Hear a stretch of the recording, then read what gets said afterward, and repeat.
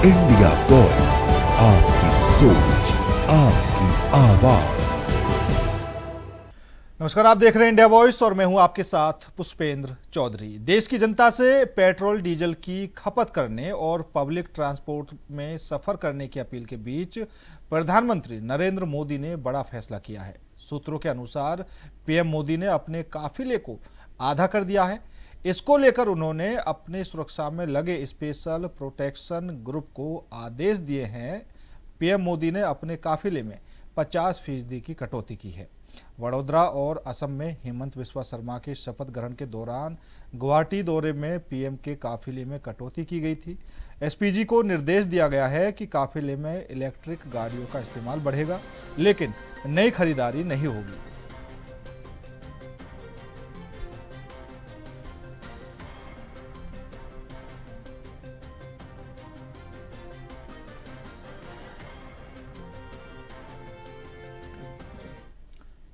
उत्तर प्रदेश के पूर्व सीएम मुलायम सिंह यादव के छोटे बेटे प्रतीक यादव की संदिग्ध मौत ने कई सवाल खड़े कर दिए हैं। सुबह 6:15 पर डॉक्टरों ने प्रतीक को मृत घोषित कर दिया और कुछ ही घंटों में उनका पोस्टमार्टम भी हो गया।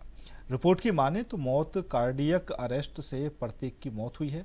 जानकारी के मुताबिक शरीर के निचले हिस्से से ऊपरी हिस्से में खून का धक्का जम गया था। इसके बाद लंग्स में इन्फेक्शन हुआ और कार्डियक अरेस्ट से मौत हुई।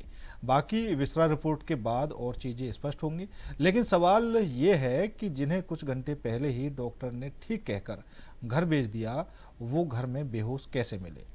अपर्णा यादव दोपहर 2 बजे लखनऊ पहुंची।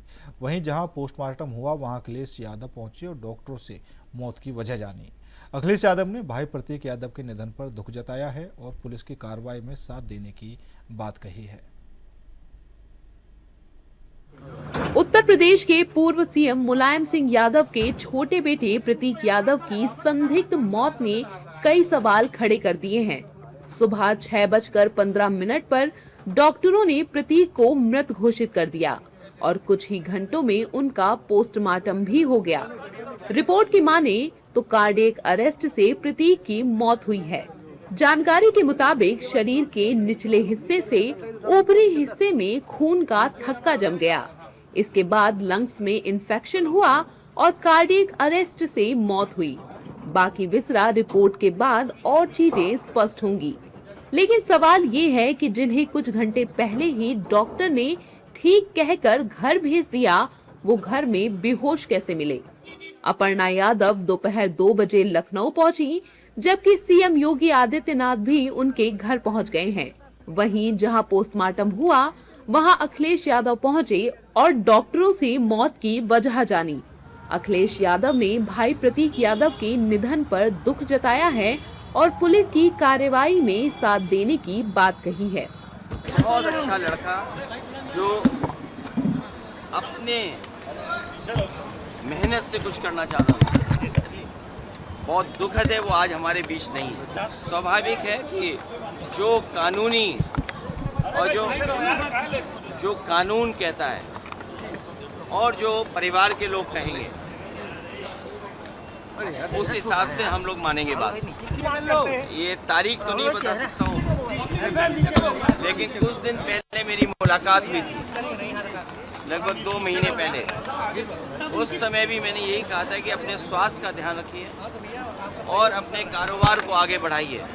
इधर सपा नेता रविदास मेहरोत्रा ने बड़े सवाल खड़े कर दिए हैं। सूत्रों के मुताबिक प्रतीक के नाखून नीले मिले हैं। शरीर में भी नीले निशान हैं, जो कि चोट के हो सकते हैं, जिसे लेकर रविदास ने मामले में जांच की मांग कर दी है। संदिग्ध परिस्थिति में मौत हुई है और वो बहुत युवा थे, उनके जिम थे, वो जिम में कसरत किया करते थे। तो अस्पताल आने से पहले, डॉक्टर के पास पहुंचने से पहले उनकी मौत हो गई और डॉक्टरों का कहना है कि संदिग्ध परिस्थिति में मौत हुई है। और ये भी अपुष्ट खबर है, वहां बताया लोगों ने कि उनके शरीर पर चोट के निशान भी है। तो इसलिए हम लोग चाहते हैं कि पोस्टमार्टम की रिपोर्ट जल्दी हो और पोस्टमार्टम होने के बाद फिर रिपोर्ट के आधार पर जांच की मांग करें। जबकि प्रतीक यादव के दोस्त और रिश्तेदार बता रहे हैं कि सुबह प्रतीक के सिर में काफी चोट लग गई, जिसके बाद वो बेहोश हो गए। घटना दुखद है और सभी गमगीन हैं। हमको रात में सिविल हॉस्पिटल गए थे। उसके बाद फिर अभी रात में तबीयत ज्यादा गड़बड़ थी, तो डॉक्टर ट्रीटमेंट तो चल ही रहा था काफी समय से, और फिर उसके बाद रात में ज्यादा तबीयत गड़बड़ हुई। फिर सुबह में यहाँ आया, मालूम चला तो मेरे को। हाँ, देर रात सिविल में दिखाने आए थे, लगभग वही 11 से 12 के समथिंग। फिर वापस चले गए थे। फिर उसके बाद तबीयत कुछ ज्यादा सीरियस हुई, सुनने में आ रहा है बेडरूम में गिर गए थे या कुछ था ऐसा, इस वजह से तबीयत कुछ सर्वर में कुछ ज्यादा दिक्कत हो गई, इस वजह से। मुझे सुबह सूचना मिली सोशल मीडिया पर, और चूंकि अपर्णा जी भी यहाँ थी नहीं, बाहर थी, तो सोशल मीडिया से ही सूचना मिली। तब तक उनकी मृत्यु हो चुकी थी, और ये बड़ी दुखद घटना है, मेरे लिए अपूर्णीय क्षति है। और दुख की घड़ी में हम परिवार के साथ प्रतीक जी का पोस्टमार्टम हो गया है, अब यहाँ से बॉडी लेकर के घर जाए। थोड़े बहुत बीमार थे, अब कॉज ऑफ डेथ अभी सामने आ जाएगा कि सुबह क्यों गिरे, कैसे गिरे। प्रतीक यादव के मौत के मामले में पुलिस एहतियातन जरूरी कदम उठा रही है। प्रतीक के मोबाइल फोन और लैपटॉप को भी पुलिस ने जब्त कर लिया है। जब घटना हुई तो पत्नी अपर्णा यादव उनके साथ नहीं थी। प्रतीक यादव की हेल्थ हिस्ट्री के मुताबिक वो लंबे समय से बीमार चल रहे थे और उनका इलाज चल रहा था। जानकारी के मुताबिक प्रतीक यादव का अंतिम संस्कार गुरुवार को किया जाएगा। अखिलेश यादव के छोटे भाई और पूर्व मुख्यमंत्री मुलायम सिंह यादव के पुत्र प्रतीक यादव के निधन की खबर से पूरे प्रदेश में शोक की लहर दौड़ गई है। विभिन्न राजनीतिक दलों के नेताओं ने इस दुखद घटना पर संवेदना व्यक्त करते हुए कहा है कि ऐसे समय में राजनीति से ऊपर उठकर मानवता को प्राथमिकता देनी चाहिए। प्रतीक यादव के निधन को लेकर लगातार शोक संदेश सामने आ रहे हैं और लोग परिजनों के लिए प्रति अपनी संवेदनाएं व्यक्त कर रहे हैं। यूपी की राजनीति में अक्सर तीखे आरोप, जुबानी हमले और मंचों से होने वाली बयानबाजी सुर्खियों में बनी रहती है। लेकिन कुछ पल ऐसे आते हैं जब राजनीति पीछे छूट जाती है और इंसानियत सबसे आगे खड़ी दिखाई देती है। अखिलेश यादव के भाई और मुलायम सिंह यादव के छोटे बेटे प्रतीक यादव के निधन ने ऐसा ही माहौल पैदा कर दिया है। प्रतीक यादव के निधन की खबर जैसे ही सामने आई, सैफई से लेकर लखनऊ और दिल्ली तक शोक की लहर दौड़ गई। समाजवादी पार्टी के कार्यकर्ता तो गम में डूबे ही थे, लेकिन राजनीतिक विरोधियों ने भी इस दुख की घड़ी में अपने मतभेद भुलाकर यादव परिवार के प्रति संवेदनाएं व्यक्त की। बीजेपी नेताओं ने दुख की इस घड़ी में शोक जताते हुए कहा कि ये सिर्फ राजनीतिक परिवार का दुख नहीं, बल्कि एक व्यक्तिगत और मानवीय क्षति है। हम इस कठिन समय में यादव परिवार के साथ खड़े हैं। वहीं प्रतीक यादव के निधन पर सीएम योगी ने भी दुख जताया है। उन्होंने कहा कि उत्तर प्रदेश के पूर्व मुख्यमंत्री पद्म विभूषण स्वर्गीय मुलायम सिंह यादव जी के पुत्र एवं उत्तर प्रदेश राज्य महिला आयोग की उपाध्यक्ष श्रीमती अपर्णा यादव जी के पति श्री प्रतीक यादव जी का आकस्मिक निधन अत्यंत दुखद है। विनम्र श्रद्धांजलि।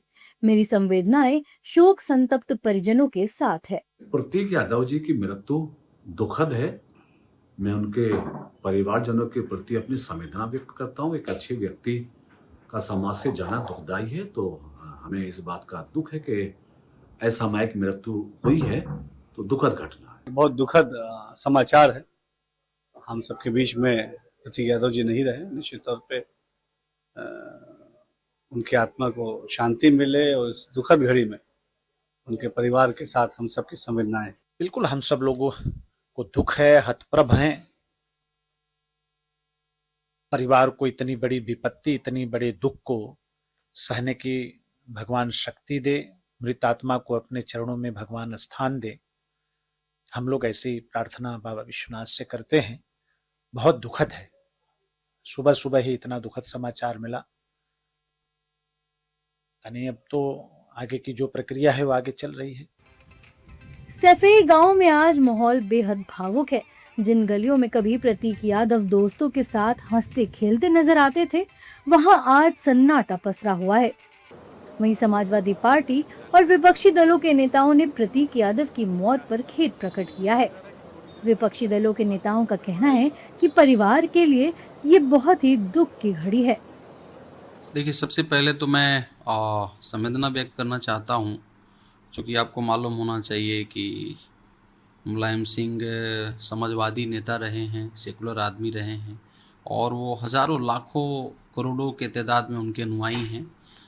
और आज जिस परिस्थिति में आदरणीय अखिलेश जी मतलब इंडिया गठबंधन और यूपी को जो लीड कर रहे हैं, तो ये हम लोग के लिए बहुत बड़ी चीज़ है। लेकिन उस परिस्थिति में आज उनके छोटे भाई का देहांत होना बड़ा दुखद समाचार है। अब माननीय प्रतीक यादव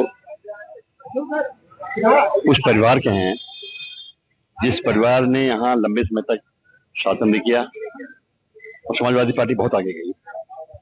प्रतीक यादव के आकस्मिक निधन से पूरा समाजवादी पार्टी परिवार दुखी है।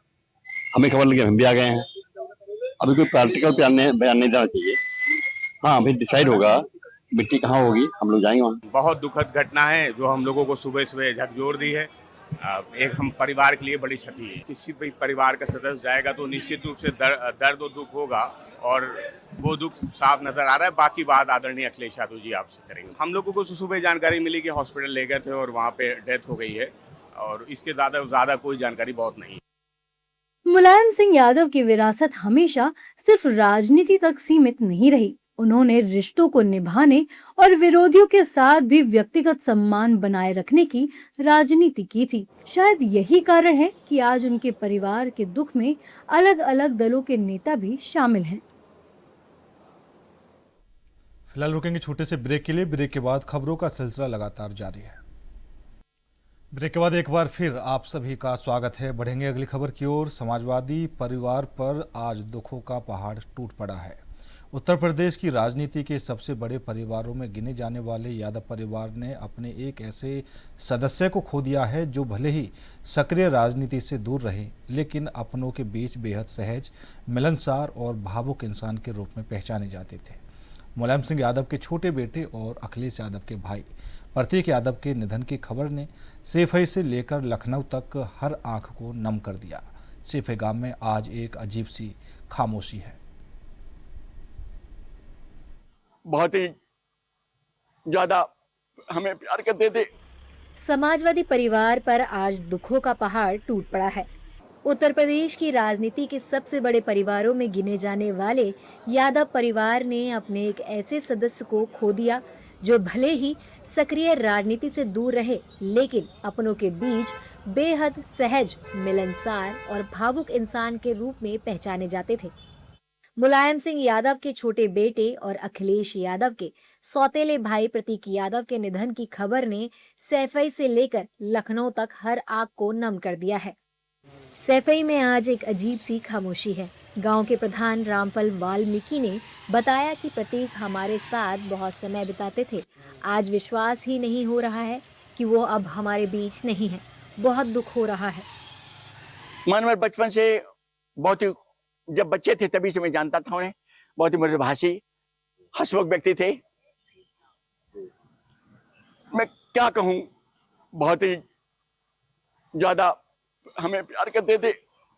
मैं इटावा रहता था, जब आते थे छोटे बच्चे थे, बच्चों के साथ खेला करते थे, लिपट जाया करते थे। आज मैं बहुत ही दुखी हूँ इस बेटे को खोने पर, और मैं सिर्फ एक ही प्रार्थना करना चाहता हूँ, राष्ट्रीय अध्यक्ष आदरणीय अखिलेश यादव जी को भी समृद्ध शांति दे कि जिस तरह उन्होंने पूज्य नेताजी की मृत्यु को बर्दाश्त किया, अपने छोटे भाई की मृत्यु को भी बर्दाश्त कर, जो सांप्रदायिक शक्तियां हैं जिनके मुकाबले में आप संघर्ष कर रहे हैं देश में, आप उस संघर्ष को आगे बढ़ाएं। मेरी आपके साथ शुभकामनाएं हैं, और आपके दुख के साथ हम सभी ग्रामवासी, देश की जनता आपके साथ है। प्रतीक यादव ने राजनीति की चमक दमक से दूरी बनाए रखी, लेकिन परिवार और दोस्तों के लिए हमेशा करीब रहे।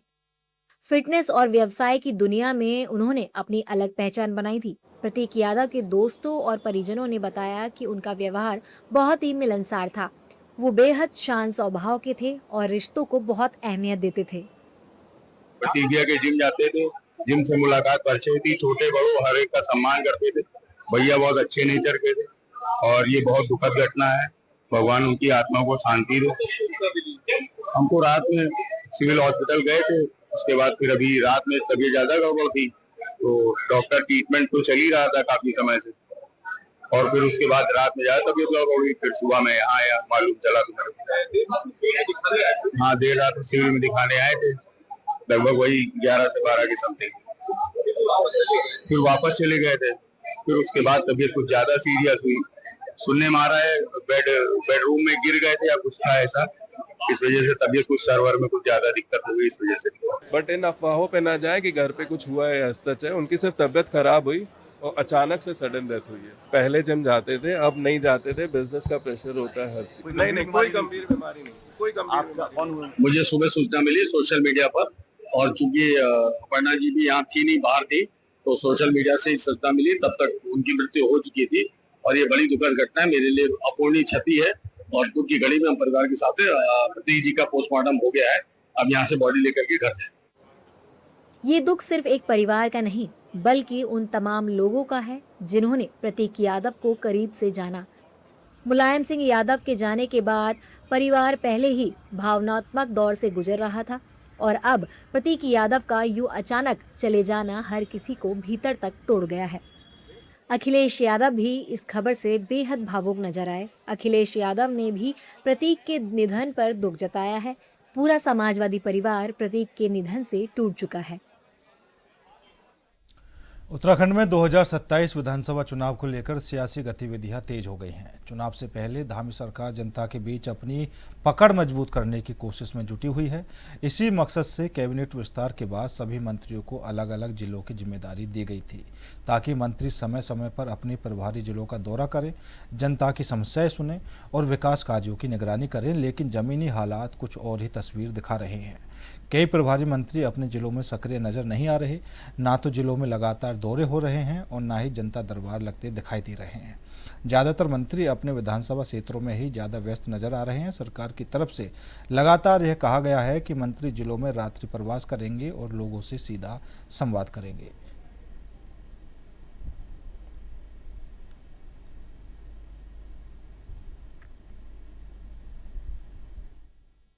देखिए, ऐसा है, आपने देखा होगा कि पिछले कुछ दिनों से हमारे चाहे सुबोध जी हों, चाहे सौरभ बहुगुणा जी हों, चाहे रेखा आर्य जी हों, निरंतर हमारे जो नए मंत्री बने हैं, बत्रा जी हैं, राम सिंह खेड़ा जी हैं, खजान दास जी हैं, लगातार जिलों के दौरे पे हैं। मैं खुद हरिद्वार का, उधम सिंह नगर का, चमोली का और चंपावत का दौरा कर चुका हूँ। 15 और 16 तारीख को 16 और 17 तारीख को उत्तरकाशी और टिहरी का दौरा करूँगा। तो जो मुख्यमंत्री के जो निर्देश हुए हैं उस पे सभी मंत्रीगण जो हैं अक्षरशः अमल कर रहे हैं। और ये चुनावी वर्ष है, उन्होंने जो राय दी है जिलों में जाने की, मेरे ख्याल से वो समसामयिक है, कतई जरूरी है और उस पर अमल भी हो रहा है।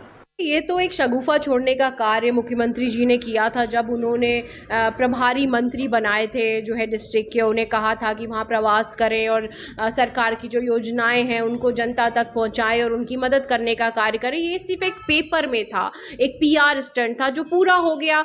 कौन सुन रहा है, कौन बता दे अपना मंत्री जो देहरादून छोड़ करके अपने जो है जो उनका विधानसभा क्षेत्र है या जो उनका डिस्ट्रिक्ट है वहाँ पहुँचने का कार्य कर रहा है। सबको यही मज़ा आ रही है, सब देहरादून में ही रहना चाहते हैं और यहाँ बैठ करके बड़ी बड़ी बातें विकास की और सरकार की योजनाओं की करना चाहते हैं। तो मुख्यमंत्री जी की बात तो वैसे भी कोई नहीं मानता। अगर मान रहे होते तो अजेंद्र अजय जी इतनी बड़ी बात ना कहते, उनकी कार्यशैली पे सवाल ना उठाते। खुद की उनकी कार्यशैली पे सवाल उठाते हुए आपने देखा पूर्व मुख्यमंत्री त्रिवेंद्र सिंह रावत जी ने तो हद कर दी कि वो सदन में अपनी ही सरकार के खिलाफ SIT गठित करने की बात करने लगे। तो मुझे लगता है कि सरकार ये सारी बातें सिर्फ जनता को गुमराह करने के लिए करती है और जनता के दुख से सुख से इन्हें कोई मतलब नहीं है। जनता आज परेशान है, गैस का सिलेंडर 60-60 दिन हो जा रहे हैं, पहाड़ों तक नहीं पहुंच रहा है लेकिन इन्हें कोई फर्क नहीं पड़ रहा है। तेल डीजल नहीं मिल रहा है लेकिन इन्हें कोई फर्क नहीं पड़ रहा है। तो ये सिर्फ शगुफेबाजी है मुख्यमंत्री जी की और कुछ भी नहीं। आप मुझे नहीं मालूम,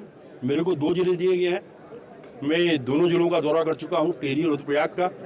पर एक बार फिर रुद्रप्रयाग फिर जा रहा हूँ क्योंकि माननीय मुख्यमंत्री जी ने जो अपेक्षा की है और जो जनता की अपेक्षा है, क्योंकि चाहे जिला योजना हो चाहे अन्य काम हो प्रधानमंत्री के माध्यम से होते हैं। और मैं नहीं समझता कोई किसी की व्यक्तिगत कोई समस्या रही होगी, लेकिन मैं नहीं समझता सभी मंत्रियों ने शायद उसको कर लिया। सीएम नायब सिंह सैनी ने हरियाणा, राजस्थान और दिल्ली से जुड़े जल संकट और विकास परियोजनाओं को लेकर महत्वपूर्ण बयान दिया है। उन्होंने कहा है कि पानी की कमी दूर करने के लिए विशेष बांध परियोजना पर तेजी से काम करने को लेकर गंभीर चर्चा हुई है। सैनी के अनुसार यह परियोजना तीनों राज्यों के लिए लाभकारी होगी और पेयजल समस्या के समाधान में मदद करेगी। उन्होंने RRTS परियोजना पर भी आपसी सहमति से समाधान निकलने की बात कही है। साथ ही स्थानीय निकाय चुनाव परिणामों पर उन्होंने विजयी उम्मीदवारों को बधाई दी है और एक गति से इसके ऊपर काम चला। हरियाणा के भी कुछ विषय थे, कुछ ज्वाइंट विषय थे और उसको लेकर के बातचीत चल रही है। और आज जैसा अभी माननीय मुख्यमंत्री जी ने, भजनलाल शर्मा जी ने बताया है कि किसाऊ बांध को लेकर उस कार्य को और गति देने के लिए आज उसके ऊपर चर्चा हुई है और उसमें हमारे और राज्य भी जो इसमें हिस्सेदार हैं वो भी उसमें शामिल होंगे और एक गति से इसके ऊपर काम चले ताकि पानी की समस्या ना हरियाणा में रहे, ना राजस्थान में रहे, ना दिल्ली में रहे, क्योंकि पीने के पानी की प्रायोरिटी हम सब के लिए है और उसको लेकर के आज बड़ा गंभीर चर्चा इसके ऊपर हुई है। शीघ्र ही हमारे जो केंद्रीय जल शक्ति सेक्रेटरी हैं वो इन स्टेट्स के साथ पहले बैठेंगे, फिर हम उसके ऊपर बैठेंगे और ताकि इसके ऊपर गति से काम हो। जो भी इसमें पानी में हिस्सेदार रहेंगे उन सब के अंदर उसका जो किसाऊ के ऊपर वहाँ बांध बनना है उसको लेकर के भी सारी बातचीत हुई है कि उसके अंदर और गति आ जाए। जो राजस्थान का, क्योंकि राजस्थान का जो पानी है वो पानी इधर से जाएगा, उसके लिए भी सारी टाइमलाइन तय हुई। फिलहाल मेरे साथ इस बुलेटिन में इतना ही। बाकी देश और दुनिया की तमाम खबरों के लिए देखते रहिए इंडिया वॉइस।